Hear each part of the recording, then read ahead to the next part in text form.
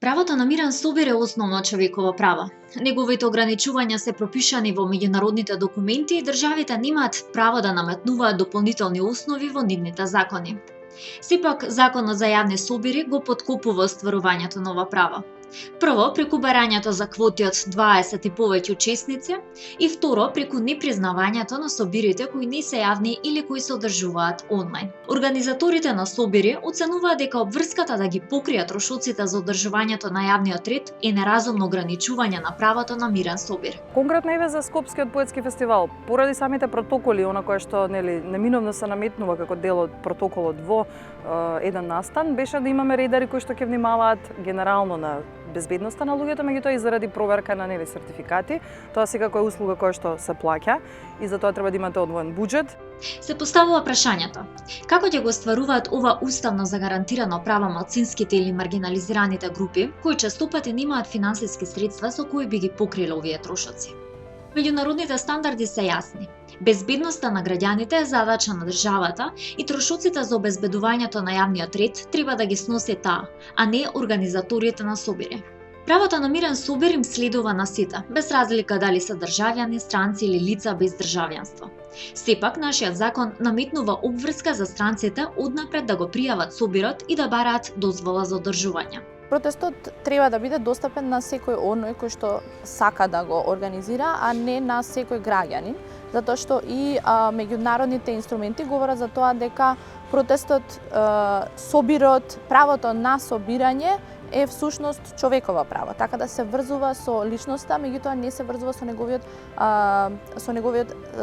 статус на граѓанин во една држава. Што значи дека секој граѓанин, секој лице и оние лица кои што немаат документи, меѓутоа и оние странци кои што се во нашата држава треба да имаат еднакви можности за организирање на протест, на собир. Претходното известување за јавен собир треба да се бара само онаму каде што државата треба да преземе мерки за да ја улесни слободата на собири и да ја гарантира јавната безбедност и правата на слободите на другите.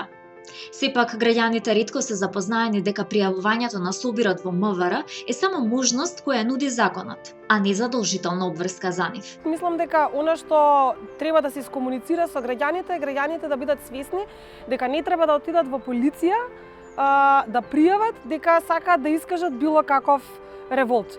Тоа пријавување се прави пред се заради заштита, заради безбедност на учесниците, меѓутоа сметам дека не треба да биде облигационо и треба сите да знаат дека не е облигационо доколку сака било кој да изрази било каков револт, да мора тоа прво да го искомуницира со полицијата.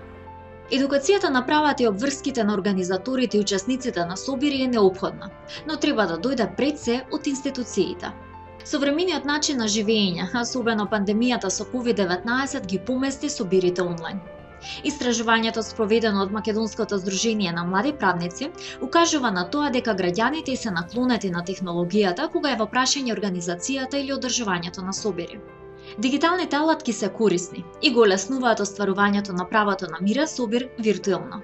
Најголеми предности на мирниот собир во интернет просторот се побрза и олесната процедура за организирање, полесно ширење на информации, помали трошоци.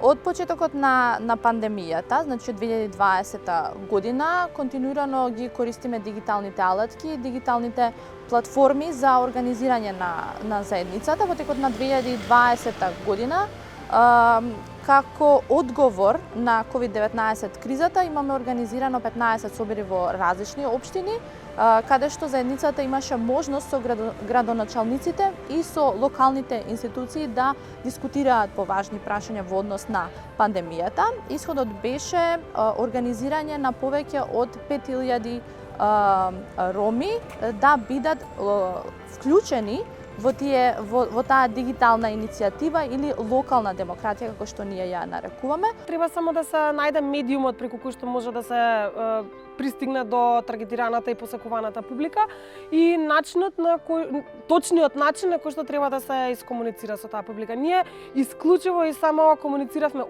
онлайн, освен еднаш во месецот офлайн кога се наоѓавме на улиците. Меѓународниот пакт за граѓански и политички права и Европската конвенција за човекови права, како ратификувани документи, се дел од нашиот правен систем. Поради тоа, неопходно е целосно согласување на нашите закони со овие документи. Мирните собори и дигиталниот активизам мора да бидат загарантирани и целосно возможени од државата, која има обврска овие права да им ги обезбеди подеднакво на сите.